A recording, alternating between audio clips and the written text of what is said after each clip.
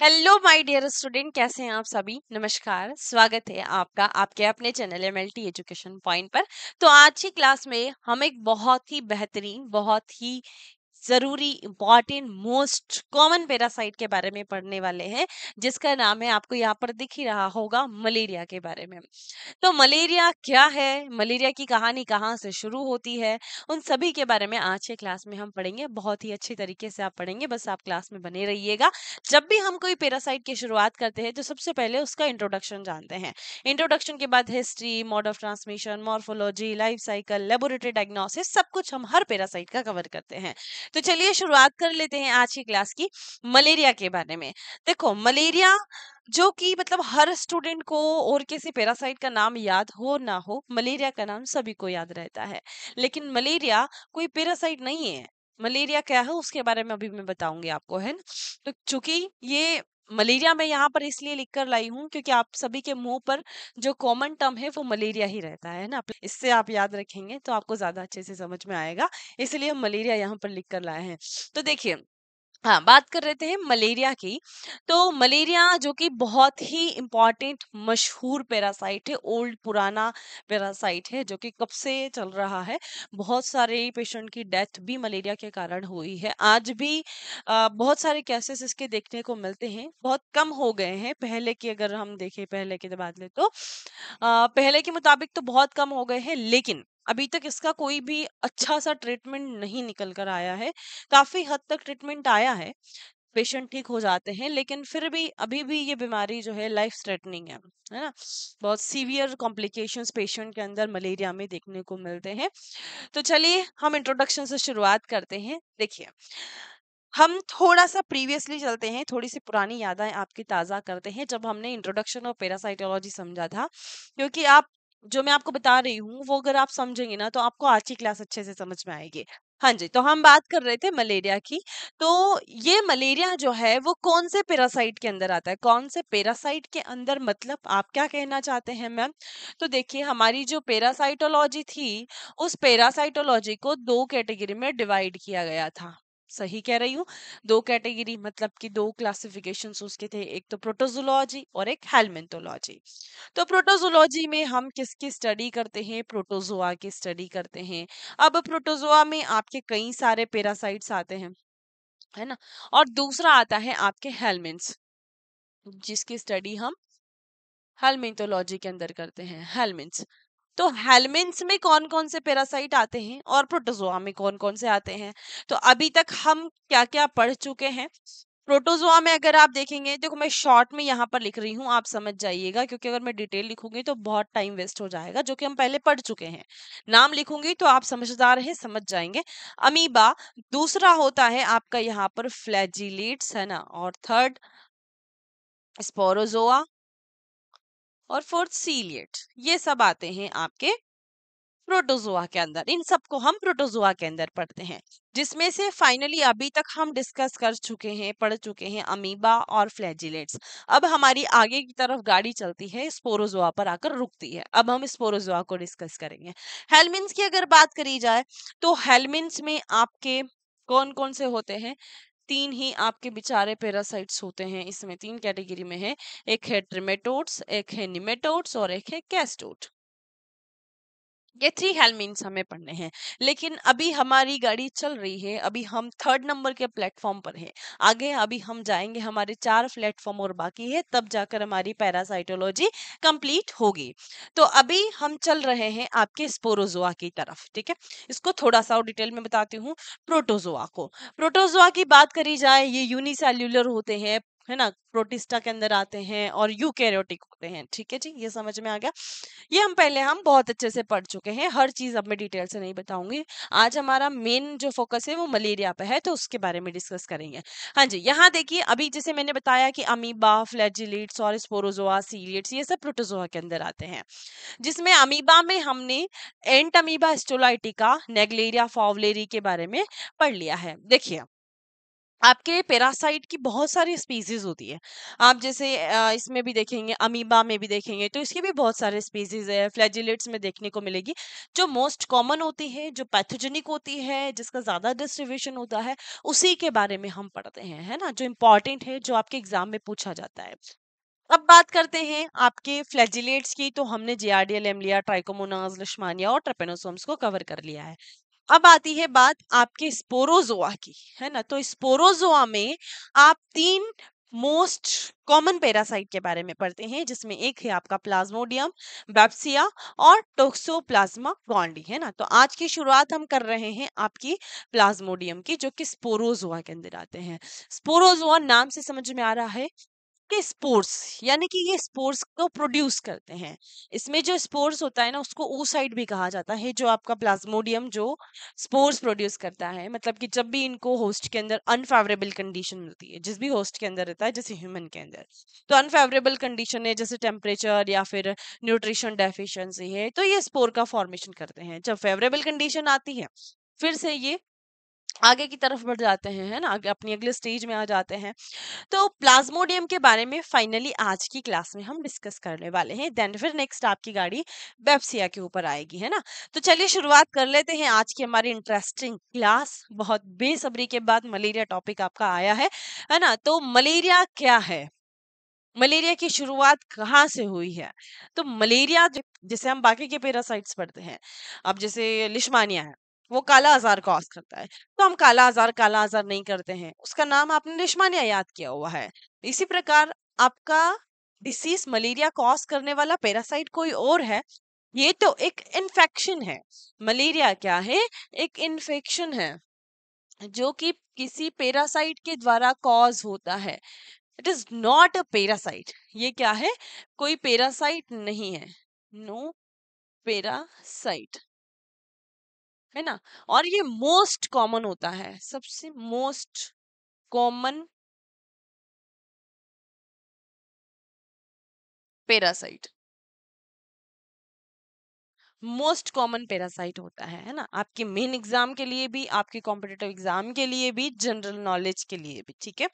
तो मलेरिया है क्या मैम? जब मलेरिया एक इन्फेक्शन है जो कि पैरासाइट के द्वारा कॉज होता है, उस पैरासाइट का नाम मैं अभी आपको बताने वाली हूँ, अभी बता भी चुकी हूँ थोड़ी देर पहले। तो सबसे पहले तो आप ये जानिए कि मलेरिया नाम आया कहाँ से। मलेरिया नाम आया आपकी, इसकी जो कहानी शुरू हुई और ये जो नाम आया है, वो आया आपका जो 18 सेंचुरी की बात है, 18 सेंचुरी में। कहाँ से आया है? In Italy.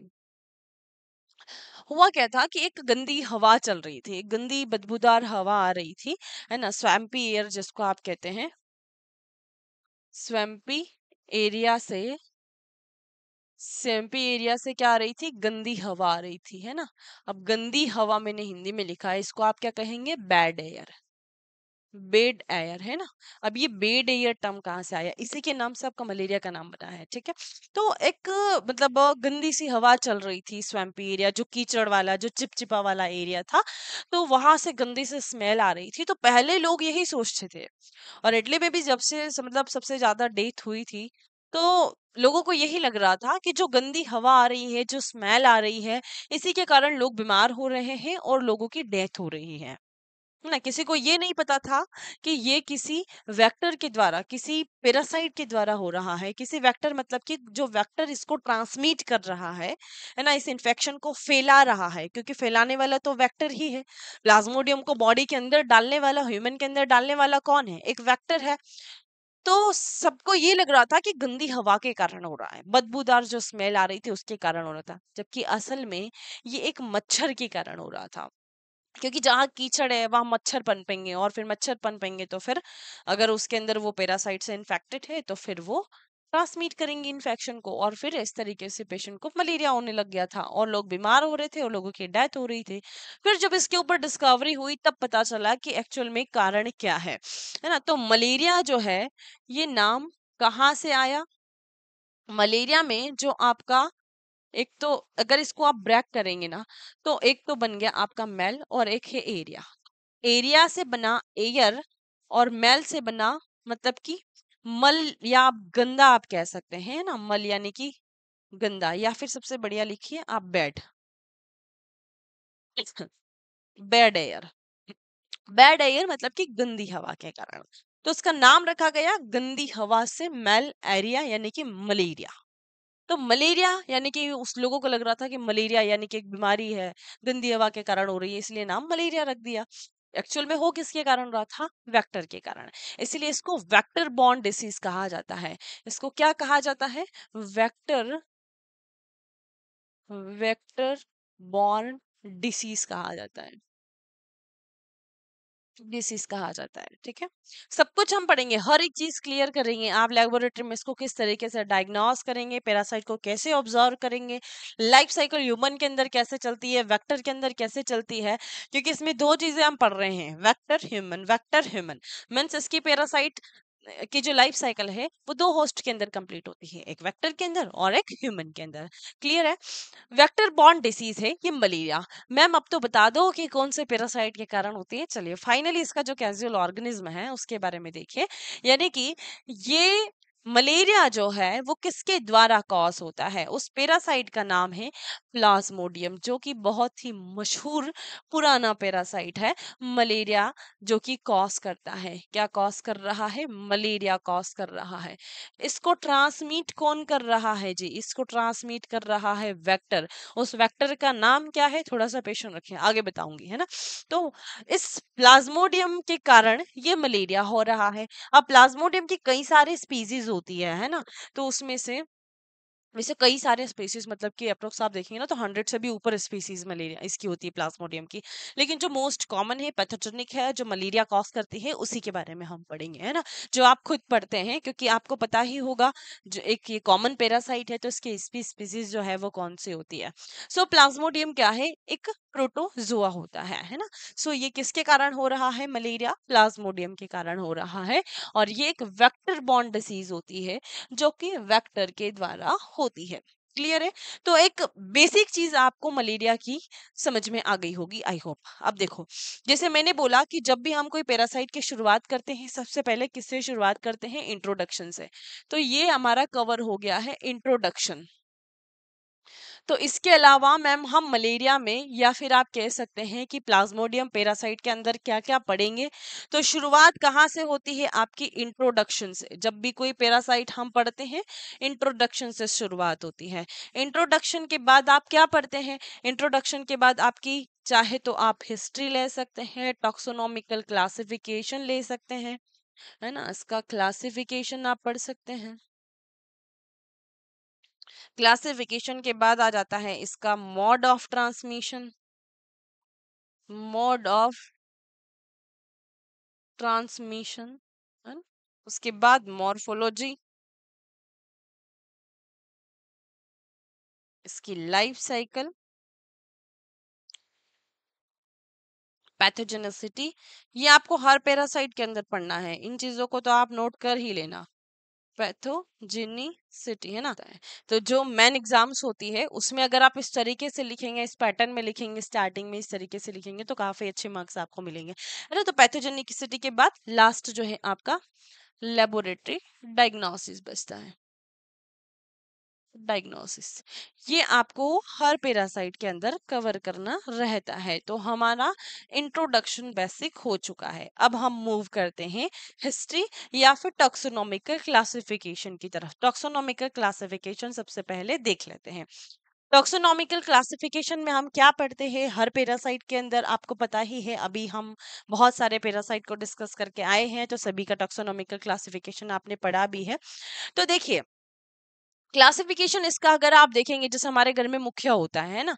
फिर एक मुखिया है, मतलब हमारे दादाजी हैं, दादाजी के फिर बच्चे हैं, फिर उनके फिर बच्चे हैं, इस तरीके से यहाँ पर भी चलता है। जैसे मुखिया आपका किंगडम कौन है, फिर फाइलम, फिर क्लास, फिर ऑर्डर, फिर जीनस, सबसे छोटा बच्चा लास्ट में, है ना, आपके घर का। तो देखिए यहाँ पर किंगडम में अगर आप देखेंगे कि प्लाज्मोडियम का किंगडम कौन सा होता है। सो अभी हम बात करके आ ही रहे हैं कि प्रोटोजोआ जो है इसका किंगडम होता है। देन फिर आते हैं फाइलम पर। तो फाइलम जो है इसका एपिकॉम्प्लेक्सा होता है। अब एपिकॉम्प्लेक्सा कैसे याद रखेंगे? देखिए, एपिकॉम्प्लेक्सा मतलब कि इसके अंदर, इन पैरासाइट्स के अंदर स्पेशल फीचर होता है, स्पेशल फीचर होता है ना। स्पेशल फीचर मतलब आप यूं कह सकते हैं कि इसका एक स्ट्रक्चर, स्पेशल स्ट्रक्चर होता है, जो कि ये लाइफ साइकिल के समय पॉजेस करते हैं, जिसको आप एपिकल कॉम्प्लेक्स कहते हैं। क्या कहते हैं? Apical complex. Apical complex. तो पैरासाइट का एक स्पेशल फीचर जो है उसका फाइलम बनाता है। जैसे अगर आप प्लाज्मोडियम की बात करेंगे, तो प्लाज्मोडियम का एक स्पेशल फीचर है, एपिकल कॉम्प्लेक्स ये बनाता है, यानी कि पॉजेस करता है ड्यूरिंग लाइफ साइकिल। तो उसी के हिसाब से इसका फाइलम है एपिक कॉम्प्लेक्सा, है ना। फिर क्लास की बात करी जाए तो स्पोरोजोआ, यानी कि इसकी क्लास कौन सी है? स्पोरोजोआ मीन्स ये स्पोर प्रोड्यूस करता है ना, अनफेवरेबल कंडीशन में, जिसको हम oocyst या जाइगोट कहते हैं। फिर ऑर्डर की अगर बात करी जाए तो हीमोस्पोरिडा। हीमोस्पोरिडा मतलब कि ब्लड से रिलेटेड बात हो रही है कि ये ब्लड के अंदर आपको देखने को मिलता है। जीनस जो है इसका प्लाज्मोडियम होता है। समझ में आ गया आपको? इसका जीनस क्या हो गया है? प्लाज्मोडियम हो गया। तो किंगडम हो गया इसका प्रोटोजोआ, फाइलम एपिकॉम्प्लेक्सा, क्लास इसके स्पोरोजोआ या हीमोस्पोरोजोआ भी आप कह सकते हैं। ऑर्डर इसका हीमोस्पोरिडा, और जीनस लास्ट में बचता है, जीनस है प्लाज्मोडियम। अब प्लाज्मोडियम की कितनी स्पीसीज होती है उसके बारे में हमें पढ़ना है। तो ये हो गया इसका टैक्सोनॉमिकल क्लासिफिकेशंस ऑफ मलेरिया, जो मोस्ट कॉमन एग्जाम में पूछा जाता है। इसके बारे में आपको याद रखना है, कभी भी पूछा जाए किंगडम कौन सा होता है, फाइलम कौन सा होता है, क्लास, ऑर्डर, जीनस, तो ये सारी चीजें आपको यहाँ पर लिखी हुई है। किंगडम तो आप सभी को पता ही है। फाइलम में आप एपिकल कॉम्प्लेक्स स्ट्रक्चर से इसको याद रख सकते हैं। क्लास इसके स्पोर फॉर्मेशन के फीचर्स को आप याद रख सकते हैं। ऑर्डर, ऑर्डर यानी कि हीम से रिलेटेड, यानी कि ये ब्लड के अंदर आपको मिलेगा, और जीनस लास्ट में आपका प्लाज्मोडियम बचता है ना। तो ये एक याद रखने का तरीका है, इस तरीके से आप इसको याद रख सकते हैं। चलिए, अब आते हैं इसकी हिस्ट्री पर, इसकी कहानी पर। इसकी हिस्ट्री एंड डिस्ट्रीब्यूशन, कहाँ से शुरुआत हुई, किसने इसको सबसे पहले डिस्कवर किया? सबसे पहले इसको डिस्कवर किया था, देखिए मैं आपको एक टेबल यहाँ पर बताने वाली हूँ जिसमें इसकी सारी ही हिस्ट्री आ जाती है। तो इसको सबसे पहले डिस्कवर किया गया था इन 1880 में, 1880 में। जैसे हमने 18 सेंचुरी की ही बात करी है, इटली में देखा गया था। मतलब देखा तो क्या गया था, तब क्लियर नहीं था, लोगों यही सोच रहे थे कि बस गंदी हवा के कारण हो रहा था। फिर 1880 में एक फ्रेंच आर्मी सर्जन जो है, कार्ल्स लेवरन को जो है वो आप अल्फोंस लेवरन भी कहते हैं। क्या कहते हैं? अल्फोंस लेवरन। तो ये लिख लीजिए, अल्फोंस लेवरन भी कहते हैं, अल्फोंस लेवरन, है ना। तो ये एक फ्रेंच आर्मी सर्जन थे। इन्होंने पेशेंट की आरबीसी के अंदर एक स्पेसिफिक पैरासाइट के एजेंट को देखा। कहाँ पर देखा? इन पेशेंट आरबीसी, है ना, पेशेंट के रेड ब्लड सेल्स के अंदर आरबीसी जो होती है उसके अंदर पैरासाइट के स्पेसिफिक एजेंट को इन्होंने ऑब्जर्व किया 1880 में।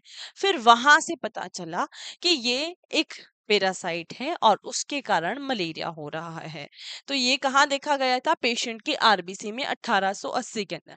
देन फिर 1886 में इटाली में गोल्जी ने इसको ऑब्जर्व किया। इन्होंने भी पेशेंट की आरबीसी के अंदर ही इसको ऑब्जर्व किया, लेकिन इन्होंने एसेक्सुअल स्टेज जो है वो पेशेंट के अंदर देखी थी।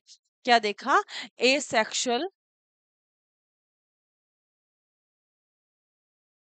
फॉर्म इन पेशेंट आरबीसी या फिर पैरासाइट। पैरासाइट इन आरबीसी लिख सकते हैं, या फिर asexual form in patient RBC आप लिख सकते हैं, जैसा आपको सूटेबल लगे। इसको सबसे पहले किसने देखा था? अल्फोंस नेवरन ने। फिर एसेक्सुअल डेवलपमेंट जो है वो किसने ऑब्जर्व किया? एसेक्सुअल फॉर्म की जगह आप डेवलपमेंट लिख लीजिए, एसेक्सुअल डेवलपमेंट, है ना, इन पेशेंट आरबीसी।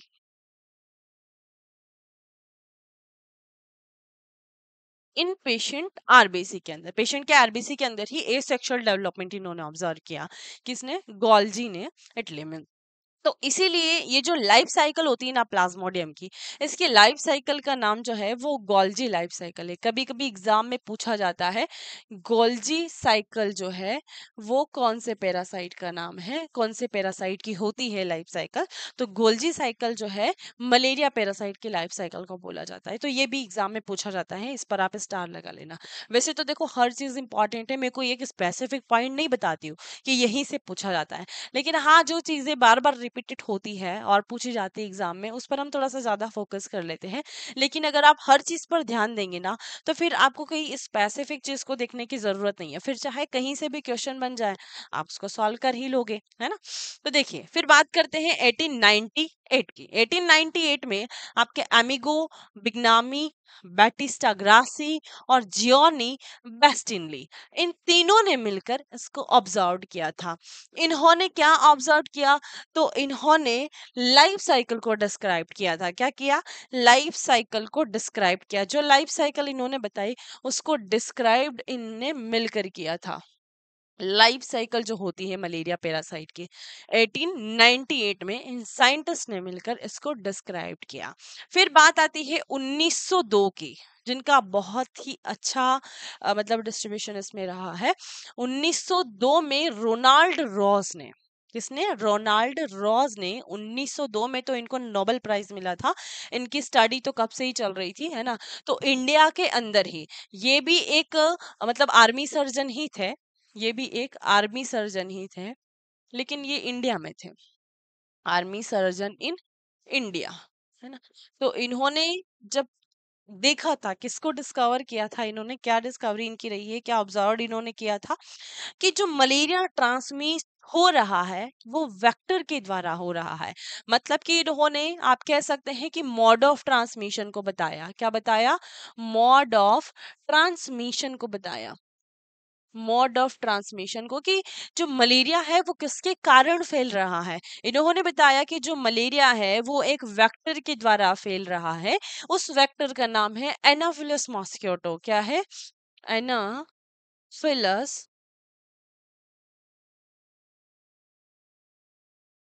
मॉस्किटोस, है ना। यानी कि ये जो बीमारी फैल रही है, ट्रांसमिट हो रही है, वो किसके द्वारा हो रही है, वो वेक्टर यानी कि मॉस्किटो के द्वारा हो रही है ना। तो ये क्या कर रहा है, स्प्रेड कर रहा है डिसीज को। क्या कर रहा है, वेक्टर स्प्रेड कर रहा है डिसीज को, है ना। तो एनाफिलस की और भी बहुत सारे स्पीसीज होती है ना इसकी। तो जो मोस्ट इम्पॉर्टेंट है वो मैं आपको बता दूंगी वेक्टर में। बाकी तो इसके अलावा कई सारे स्पीसीज इसकी है, तो सब आप याद रखने जाएंगे तो एक भी याद नहीं रखेगी। आप चाहो तो एक आध याद रख सकते हैं इसमें।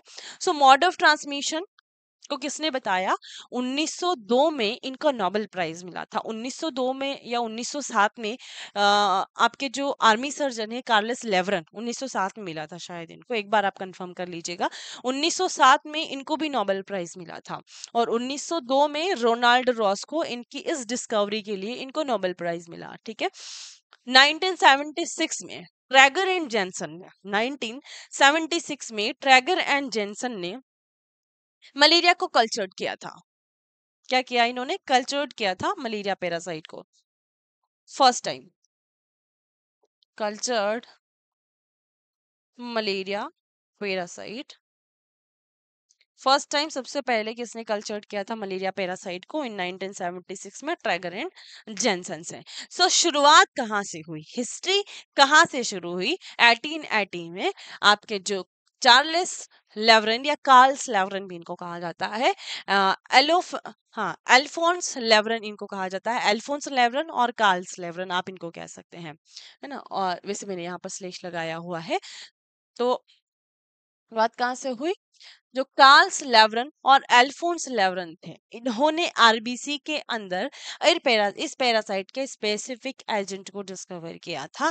देन फिर जो गोल्जी आए थे, इन्होंने 1886 में एसेक्सुअल डेवलपमेंट को देखा था आरबीसी के अंदर। और 1898 में ये जो तीन साइंटिस्ट हैं इन्होंने मिलकर इसकी लाइफ साइकिल को डिस्क्राइब्ड किया था। 1902 में रोनाल्ड रॉस जो कि एक आर्मी सर्जन है, इंडिया के अंदर ही रहते हुए इन्होंने मोड ऑफ ट्रांसमिशन को बताया था पैरासाइट्स के।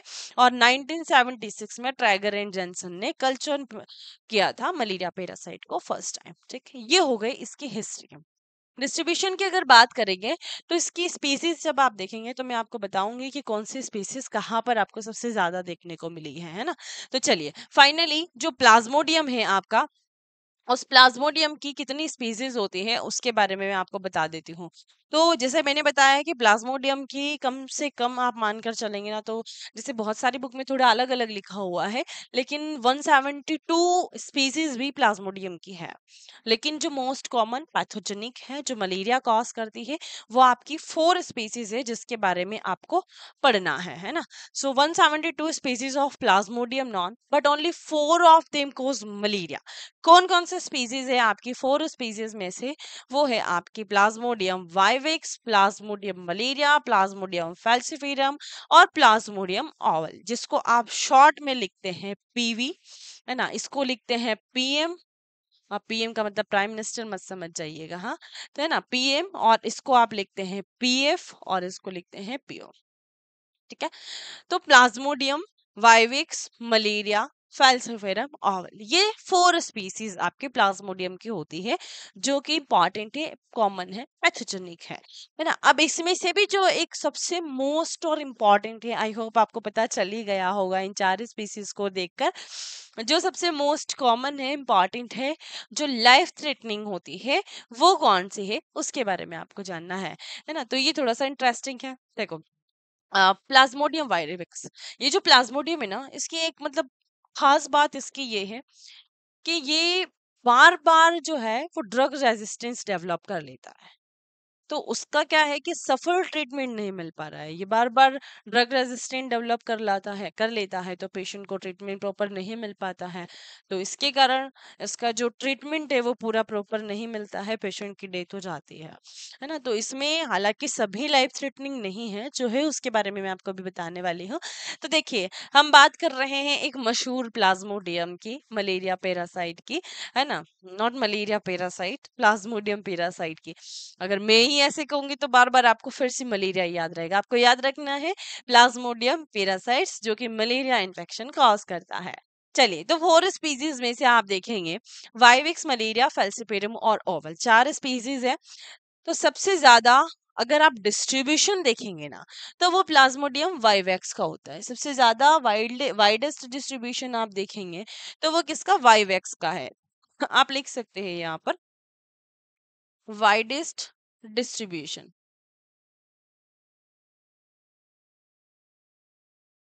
डिस्ट्रीब्यूशन है ना, जो कि आपको नॉर्थ अफ्रीका में भी देखने को मिलेगा, एशिया में भी देखने को मिलेगा, है ना, और साउथ अमेरिका में भी देखने को मिलेगा।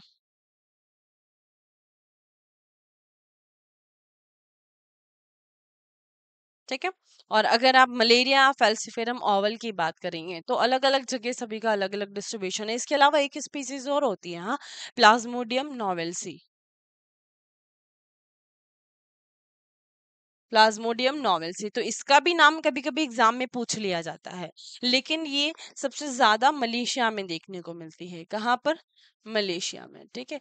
तो मलेशिया में कौन से प्लाज्मोडियम के स्पीसीज देखने को मिलती है? प्लाज्मोडियम नोवेल्सी। उसके अलावा 4 स्पीसीज है, जिसमें से आपको ये तो देखने को मिल रही है एशिया, नॉर्थ अफ्रीका और आपके अमेरिका में। इंडिया में सबसे ज्यादा कॉमन कौन सी है ना। अगर इंडिया की बात करेंगे तो इंडिया में सबसे ज्यादा कॉमन जो है वो आपकी फैल्सीफेरम है, कॉमन इन इंडिया।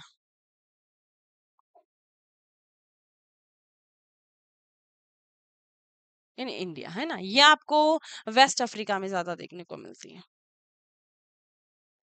और मलेरिया जो है वो आपको इंडिया में भी देखने को मिलेंगे कुछ केसेस, है ना, कुछ केसेस आपको अफ्रीका में भी देखने को मिलेंगे, कुछ एशिया में भी देखने को मिलेंगे आपको। हर जगह आपको इसका डिस्ट्रीब्यूशन देखने को मिल ही जाता है, लेकिन वाइडली डिस्ट्रीब्यूशन आपका मलेरिया से भी वाइवेक्स होता है। ठीक है, अब देखो यहाँ पर कुछ लाइंस लिखी हुई है, इनका मतलब क्या है। बेंजिन टर्शन मलेरिया और benign tertian malaria, malignant tertian malaria और बेंजिन क्वार्टन मलेरिया, इनका मतलब क्या है। मैं ये सारी चीजें थोड़ी सी रिमूव कर रही हूँ ताकि आपको सारी चीजें अच्छे से समझ में आ जाए बाकी की। देखिए सबसे पहले पीवाईवेक्स की बात करें तो ये जो मलेरिया होते हैं, सॉरी नॉट अ मलेरिया, ये जो प्लाज्मोडियम है आपकी, प्लाज्मोडियम वाइवेक्स मलेरिया फैल्सिफेरम और ओवल जो है, इसमें से तीन जो है आपके बेंजिन होते हैं, 3 आर बेंजिन और 1 मैलिग्नेंट। याद रखना है आपको, फेल्सीफेरम को छोड़कर बाकी की सभी स्पीसीज प्लाज्मोडियम की बेंजिन होती है, फेल्सीफेरम जो है वो मैलिग्नेंट होती है। मैम इसका मतलब क्या होता है। देखिए जो बेंजिन होते हैं मीन्स ये नॉन नॉन लाइफ थ्रेटनिंग होती है। नॉन लाइफ थ्रेटनिंग का मतलब क्या होता है कि मतलब कि ये ज्यादा घातक नहीं होती है, ज्यादा सीवियर कॉम्प्लिकेशन इसमें पेशेंट के अंदर नहीं देखने को मिलते हैं, ये जल्दी ठीक हो जाती है ना। तो ये जो पैरासाइट है, यानी कि पैरासाइट वाइवेक्स, पैरासाइट मलेरिया और पैरासाइट ऑवेल जो होते हैं वो नॉन लाइफ थ्रेटनिंग होते हैं, सीवियर कॉम्प्लिकेशन क्रिएट नहीं करते हैं, जल्दी ठीक हो जाते हैं, बहुत तेजी से ग्रो नहीं करते हैं। मीन्स आपका जो मैलिग्नेंट है उसका मतलब आप समझ ही गए होंगे कि ये नॉन लाइफ थ्रेटनिंग है तो वो लाइफ थ्रेटनिंग होता है। मैलिग्नेंट का मतलब होता है सीवियर, क्या होता है सीवियर या तेजी से ग्रो करने वाला। मैलिग्नेंट का मतलब आप समझते हैं ना, जैसे ट्यूमर है तो वो बन गया है तो वो तेजी से ग्रो करेगा, है ना। सो मैलिग्नेंट का मतलब यहाँ पर होता है सीवियर, बहुत तेजी से स्पीड से ग्रो करता है, सीवियर कॉम्प्लिकेशन कॉज करता है।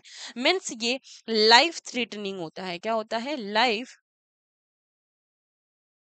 नहीं होता है। और जैसा कि मैंने आपको बताया कि ये जो फेल्सिफेरियम है यही वो पैरासाइट है जो कि बार बार ड्रग रेजिस्टेंट डेवलप कर लेता है, तो प्रॉपर ट्रीटमेंट पेशेंट को नहीं मिल पाता है। अगर प्रॉपर पेशेंट को ट्रीटमेंट नहीं मिल पा रहा है तो ये आपके दिमाग को भी इफेक्ट करता है, आपके दिमाग पर भी असर डालता है, उसके कारण सेरेब्रल मलेरिया हो जाता है। क्या हो जाता है, सेरेब्रल मलेरिया हो जाता है ना। और कई सारे कॉम्प्लिकेशन पेशेंट के अंदर डेवलप हो जाते हैं, अनकॉन्शियस स्टेज हो जाती है, बहुत बाहर आपके जो अदर ऑर्गन है वो इफेक्ट हो जाते हैं, ऑर्गन सारे खराब हो जाते हैं। तो ये सारी कंडीशन सीवियर जो है वो प्लाज्मोडियम फेल्सिफेरम के अंदर देखने को मिलती है, जो सबसे ज्यादा घातक होता है, सबसे ज्यादा घातक होता है, सबसे ज्यादा सीवियर होता है, जिसको जो कि क्या कॉज करता है, आपका सेरेब्रल मलेरिया कॉज करता है अगर ठीक से ट्रीटमेंट नहीं दिया जाए। तो दो जो मोस्ट कॉमन होते हैं आपके, आपका एक तो पी वाइवेक्स और आपका जो पी फैल्सिफेरम होते हैं, है ना। 95% तो सबसे मोस्ट कॉमन आपके यही है। वाइवेक्स भी इंडिया में देखने को मिलता है लेकिन इतना ज्यादा नहीं देखने को मिलता है ना। पहले बहुत ज्यादा केसेस थे, अब तो केसेस काफी कम हो चुके हैं लेकिन अभी भी कुछ हैं।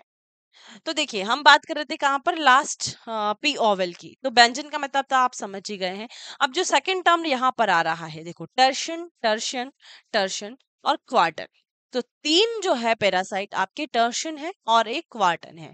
इसका मतलब क्या होता है, देखो टर्शन और क्वार्टन कुछ याद आ रहा है आपको, मतलब कि ट्राई, और आप इसको क्वार्टन से मतलब कि समझ सकते हैं 4, ट्राई से 3 और इससे क्वार्टन से 4, है ना। मीन्स जो फीवर आता है इसमें पेशेंट को, है ना, ट्राई टर्शन से आप क्या समझ रहे हैं 3, है ना, और क्वार्टन से आप क्या समझ रहे हैं 4। यानी कि इसमें जो पेशेंट को फीवर आता है वो हर तीसरे दिन आता है। पेशेंट को जो फीवर आ रहा है वो हर तीसरे दिन आ रहा है, मीन्स आप कह सकते हैं कि 48 घंटे के बाद आ रहा है। तो टर्शन का मतलब क्या आ रहा है कि पेशेंट को जो फीवर आ रहा है वो हर तीसरे दिन यानी कि 48 आवर के बाद आ रहा है, हर तीसरे दिन आपको बुखार आता है इस कंडीशन में। क्वार्टन मतलब कि चौथे दिन, हर चौथे दिन, है ना, हर चौथे दिन। यानी कि जो फीवर आ रहा है पेशेंट को वो फोर्थ डे, फोर्थ डे मतलब कि आप कह सकते हैं आफ्टर 72 आवर्स।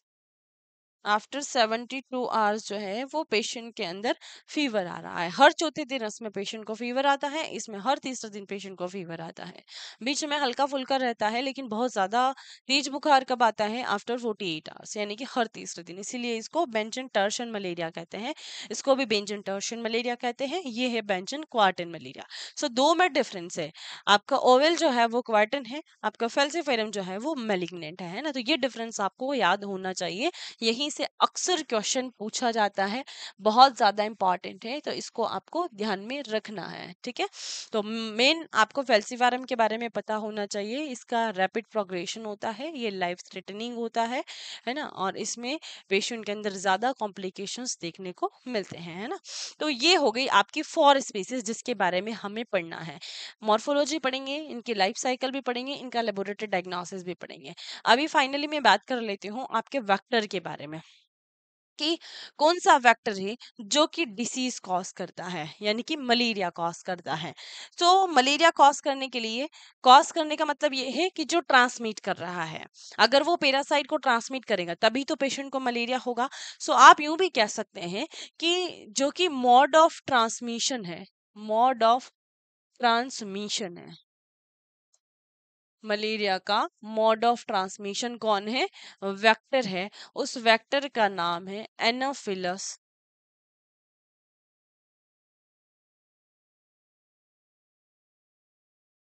Anopheles mosquito.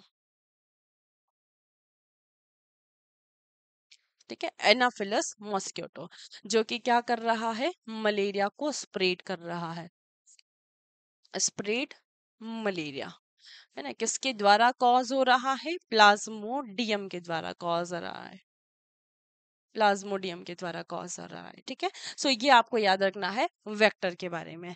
अब हम बात कर लेते हैं होस्ट की। तो होस्ट जो है, जैसा कि मैंने आपको बताया था, देखो ये है आपका एनाफिलस मॉस्किटो, जो कि बाइट करता है ह्यूमन को, और फिर ह्यूमन के अंदर जो है वो स्प्रेड करता है इन्फेक्शन को। ठीक है, लाइफ साइकिल कैसे चलती है, मॉस्किटो के अंदर कैसे चलती है, ह्यूमन के अंदर कैसे चलती है, ये हम लाइफ साइकिल में डिस्कस करेंगे। अब फाइनली बात करते हैं। देखिए, जैसा कि मैंने आपको बताया था कि मलेरिया की जो लाइफ साइकिल है, या प्लाज्मोडियम की जो लाइफ साइकिल है, वो दो होस्ट के अंदर कंप्लीट होती है। एक होता है आपका ह्यूमन, और दूसरा होता है आपका वेक्टर, है ना। तो एक है आपका, सॉरी, एक है ह्यूमन और एक है होस्ट में देखेंगे आप, एक तो है ह्यूमन और एक है वेक्टर। दो होस्ट के अंदर इसकी लाइफ साइकिल कंप्लीट होती है। लेकिन इसमें डेफिनेटिव होस्ट कौन सा है, इसमें इंटरमीडिएट होस्ट कौन सा है, मींस सेक्सुअल रिप्रोडक्शन कौन से होस्ट के अंदर होता है, एसेक्सुअल रिप्रोडक्शन कौन से होस्ट के अंदर होता है। तो ह्यूमन के अंदर अगर आप देखेंगे तो इसमें एसेक्सुअली रिप्रोडक्शन होता है,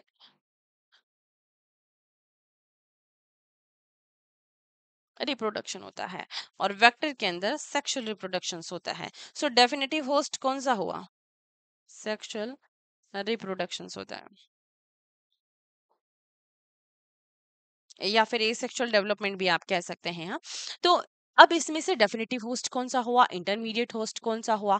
तो डेफिनेटिव होस्ट कौन होगा? जिसके अंदर सेक्सुअल रिप्रोडक्शन हो रहा है, तो ये हो गया आपका डेफिनेटिव होस्ट। तो कभी भी एग्जाम में पूछा जाए कि प्लाज्मोडियम का डेफिनेटिव होस्ट कौन सा होता है, सो वेक्टर होता है, मीन्स ये मॉस्किटो, ये मच्छर होता है ना, जो कि जानलेवा बीमारी होती है, बीमारी कॉज करता है या ट्रांसमिट करता है।